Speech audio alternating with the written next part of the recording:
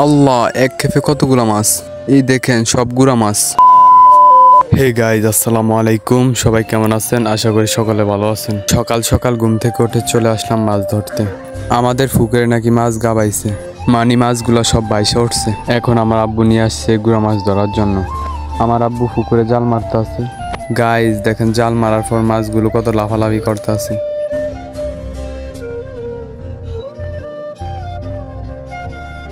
আমার আব্বু পানির ভিতর দিয়ে টানতেছে যেন মাছগুলো না যায়। তো গাইজ দেখেন কতগুলা মাছ ধরে নিয়ে আসছে। এক খেপে কতগুলা মাছ উঠছে। জালটা অনেক ছিঁড়া, তারপরে অনেকগুলা মাছ উঠছে। ওই যে কথা আছে না, যারে আল্লাহ রিজিক দেয় কেউ থামায় রাখতে পারে না। জাল ছিঁড়া হলে কি হবে? আল্লাহ তাআলা যারে রিজিক দেয় দুনিয়ার কেউই আটকে রাখতে পারে না। দেখেন গাইজ, জালে ভরা মাছ। আমি এখানে মাছ টোকাইতে আসছি। এক খেপে কতগুলা মাছ উঠছে, জগের অর্ধেক ভরে গেছে।